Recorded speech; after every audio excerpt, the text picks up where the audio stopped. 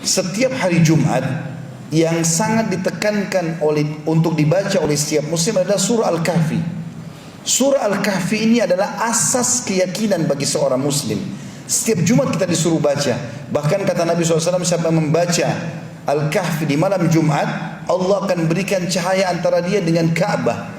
Kemudian dalam riwayat lain, siapa yang membaca Al-Kahfi di hari Jumat, dia akan selamat dari fitnah Dajjal. Di Al-Kahfi apa yang sedang diceritakan? Di beberapa ayat pertama adalah keyakinan yang dibangun oleh Allah Subhanahu wa taala. Bagaimana seseorang muslim yakin Al-Quran ini benar, lalu berpegang teguh pada apa yang ada di dalamnya, baik informasi ataupun hukum-hukum yang sudah terjadi sebelumnya, yang sedang terjadi di zaman sekarang, dan yang akan terjadi di masa akan datang. Dan semua yang dibutuhkan dalam roda kehidupan di muka bumi ini, dari sisi sosialnya, ekonominya, politiknya, semuanya ada dalam Al-Quran. Kemudian mulailah Allah Subhanahu wa taala memberikan gambaran 3 kisah yang unik sekali. Kisah tentang Ashabul Kahfi, 7 orang anak muda yang beriman kepada Allah di zaman pada saat itu orang semuanya tidak ada yang beriman kepada Allah. Lalu untuk membawa keyakinan mereka ini bahwasanya memang ada Tuhan Allah, mereka selamatkan diri ke gua. Dan akhirnya Allah Subhanahu wa taala dengan kayak itu menyelamatkan mereka.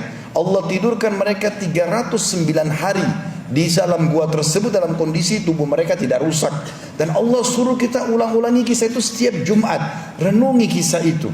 Bahwasanya keyakinan akan membawa kepada keselamatan, terutama kepada Allah Subhanahu wa taala, atau keyakinan kepada Allah Subhanahu wa taala. Kisah yang lain juga Allah ceritakan tentang perjalanan Nabi Musa dengan Nabi Khidir alaihi wassalatu wassalam. Bagaimana Nabi Musa alaihissalam pada saat berkata, saya adalah orang terpintar atau yang paling memahami hukum Allah di muka bumi. Maka Jibril AS datang pada saat itu menyampaikan, hai Musa, bukan kau orang yang paling mengetahui hukum Allah, tapi masih ada hamba Allah yang mengetahui, dan Allah menyuruh kau mencarinya. Maka mulailah diceritakan dalam surah Al-Kahfi bagaimana Musa AS jalan mencari Khidir. Lalu pada saat bertemu dengan Khidir, dia minta, semoga engkau bisa mengajarkan kepadaku ilmu yang Allah ajarkan kepadamu. Apa kata Khidir? Tentang masalah pondasi keyakinan. Boleh kau belajar dengan aku, tapi dengan syarat, jangan bertanya apa yang aku lakukan sampai aku yang jelaskan. Maka kata Musa, baik, saya ingin, saya boleh jalankan itu. Kata Khidir, bagaimana kau bisa meyakini itu atau menjalani itu sementara kamu sendiri tidak akan bisa sabar melihat sesuatu yang belum pernah masuk di benak kamu. Dia mengatakan, saya coba bersabar. Maka terjadilah sesuatu yang unik pada saat itu. Dalam Al-Quran dan surah Kahfi diceritakan Khidir naik di atas sebuah kapal dengan Musa alaihi wassalatu wassalam. Lalu tiba-tiba Nabi Khidir membolongi kapal-kapal pelayan, padahal mereka orang miskin. Lalu Musa bertanya, hai Khidir, kenapa kau bolong-bolongin kapalnya para nelayan ini? Apa dosa mereka? Bukankah mereka orang miskin? Kata Khidir, bukankah sudah saya katakan jangan kau tanyakan apa yang saya lakukan sampai saya jelaskan? Maka kata Musa, baiklah, saya minta maaf. Lalu berjalan lagi sebentar beberapa langkah, turun di sebuah lembah atau di sebuah kota atau sebuah desa. Tiba-tiba Nabi Khidir menangkap seorang anak kecil lalu membunuhnya. Maka Musa AS bertanya lagi, bagaimana bisa kau bunuh seorang anak kecil yang belum berdosa, belum balik? Kata Khidir, bukankah sudah saya katakan, kalau kau jangan kau tanyakan apa-apa yang belum saya jelaskan. Kalau saya sudah jelaskan baru kau bertanya, baru kau ambil ilmunya. Maka kata Musa, baiklah, mulai sekarang saya tidak akan bertanya lagi. Sampai mereka berjalan, diringkaskan ceritanya dalam Al-Quran itu, bahwasanya mereka mampir di sebuah negeri atau sebuah kota. Lalu Nabi Khidir dan Nabi Musa minta tolong untuk nginap di kota itu. Di zaman dulu sebuah kota dibuatin sebuah benteng yang besar, ada pintu gerbang, mereka tidak bisa keluar dan masuk kecuali dengan izin pemilik benteng tersebut. Maka pada saat itu pun mereka menolak karena Musa dan Khidir dianggap orang asing di situ. Mereka tidak mau kedua orang ini nginap di situ.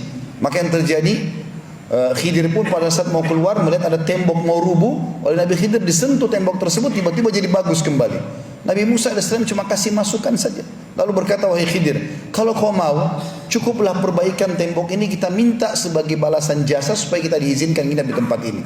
Kata Khidir AS, saya sudah katakan, hai Musa, sekarang saatnya kita berpisah. Saya sudah bilang jangan menjelaskan apapun atau bertanya sebelum saya jelaskan.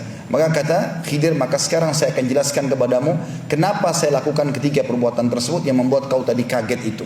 Yang pertama, saya membolongi kapal-kapal para nelayan yang miskin itu karena Allah telah memberikan kepada saya mukjizat, berita, karena Khidir AS juga seorang nabi, bahwasanya di situ ada raja zalim yang suka mengambil secara paksa kapal-kapal nelayan. Dan kalau dia melihat ada bolongan saja sedikit, dia tidak akan mengambil kapal tersebut. Allah suruh saya membolongin kapal-kapal itu, nanti nelayannya tinggal tambal sedikit saja. Tapi dengan itu mereka tidak kehilangan kapalnya. Anak kecil yang saya bunuh itu juga sesuai dengan perintah Allah. Karena anak itu sangat durhaka dengan kedua orang tuanya. Dan Allah menyuruh saya membunuhnya, maka pencipta dia menyuruh saya membunuhnya, maka tidak ada dosa bagi saya. Kemudian juga Allah ingin mengganti anak itu kalau meninggal sebelum balik, maka dia akan selamat karena belum ada hukum padanya. Serta Allah gantikan buat kedua orang tuanya anak yang saleh. Karena kedua orang tuanya orang saleh. Dan yang ketiga adalah saya memperbaiki tembok itu bukan karena saya berharap balasan, tapi di bawah tembok itu ada harta yang disimpan oleh ayah pemilik rumah itu. Jadi rumah itu rupanya dimiliki oleh dua anak yatim, ayahnya sudah meninggal. Di bawah tembok itu ayahnya meletakkan harta untuk kedua anaknya, tapi belum sempat dia jelaskan, kemudian dia meninggal dunia. Maka kalau rubuh tembok tersebut, masyarakat itu akan mengambil secara paksa. Maka saya disuruh oleh Allah perbaiki tembok tersebut sampai sudah bagus tembok itu, barulah kemudian nanti satu waktu kalau mereka dewasa Allah rubuhkan, harta itu akan dimiliki oleh anak yatim tersebut.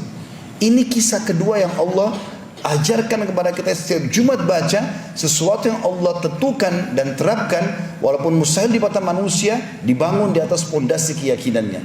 Dan yang ketiga kita tentang Zulkarnain, seorang raja yang berkuasa di muka bumi ini. Bagaimana dia menghadang dua suku besar Ya'juj dan Ma'juj untuk menyebarkan kerusakan di muka bumi. Dan dengan izin Allah dia bisa membendung kedua suku tersebut dengan membuat sebuah benteng yang sangat kuat di antara dua gunung dari timah yang dipanaskan dengan besi-besi yang disusun dan dipanaskan juga. Maka kisah ini selalu disuruh kita ulang-ulangi karena di dalamnya berbasiskan atau membangun di atas keyakinan seorang muslim.